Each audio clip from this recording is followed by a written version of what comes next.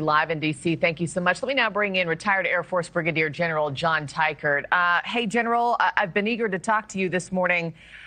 We're now waiting with bated breath, right, what Iran's full counter response to this is going to be. What do you think they have up their sleeve and when? Marky, I think originally we expected a lot more than the whimper of a few dozen drones that we saw overnight. What we can probably expect is they take a step back and regroup a little bit from the shock and awe that they faced last night, is a coordinated large-scale drone and ballistic missile attack that Iran would hope would overwhelm the layered defenses in Israel. But right now, I think the world is a little bit surprised at the meager attempts that Iran had to strike back overnight. General, the Jerusalem Post is reporting from an Israeli official that they spoke with. It's Blake Berman, by the way. Good morning and nice to see you. They say, quote, "We presented the American administration with evidence of Iran's breakthrough toward a nuclear bomb." How close do you believe that Iran actually is, or I guess maybe was at this point in time? You hear Benjamin Netanyahu there as he was speaking, and I would note in English, talking about the bomb. Blake, I think our intel reports publicly released have indicated that Iran was within weeks of real nuclear capability, with maybe a few more weeks to weaponize that nuclear capability. We heard from the prime minister that they assessed that Iran had enough nuclear material for 9 nuclear weapons.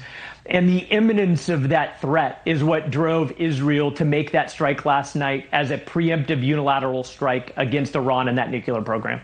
And General, too, just from your military lens, talk to us about Americans in that region now, troops, government personnel, employees. What kind of target does this now put on their backs? Marky, we saw a lot of withdrawing of State Department non-essential personnel and family members over the last few days. And that was really an indication that the leaner we can make the American presence overseas, the less constraints the United States has because of threats or fears that those personnel could be struck. But much like Israel, we have very capable layered defensive systems over American locations overseas, and likely those are postured very delicately today to make sure that we can rebuff any attempts by Iran to strike U.S. targets.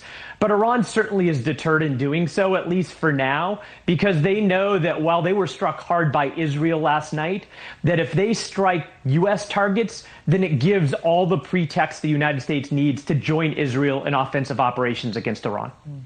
So I guess one of the questions, one of the many questions, General, is can a deal with Iran actually be struck on its nuclear program, especially as we see the images coming out of that nation this morning? The President Trump says he gave them a chance to make a great deal.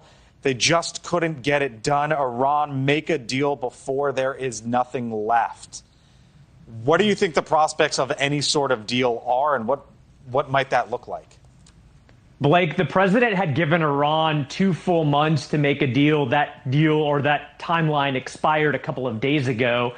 I don't suspect that the talks will continue in Oman this weekend as scheduled. But at some point, the Ayatollah and his team, after likely they do a bit more striking back against Israel, is going to have to make a determination whether it's worth it to continue their nuclear program or not. And probably the biggest idea in the thought of the Ayatollah is regime survival or stability. There were reports 2 months ago that the reason Iran came to the table is because economic conditions are so bad in Iran that they're worried about an uprising that would topple the regime. And at some point, if the regime wants to survive, they're going to have to come to the conclusion that making a deal is in their best interest to survive and to move forward. Yeah, we'll see what kind of long-term engagement this sets us up for. Brigadier General John Teichert, always good to have you, sir. Thank you for your time and have a great weekend. Thanks, Marky and Blake. Yeah.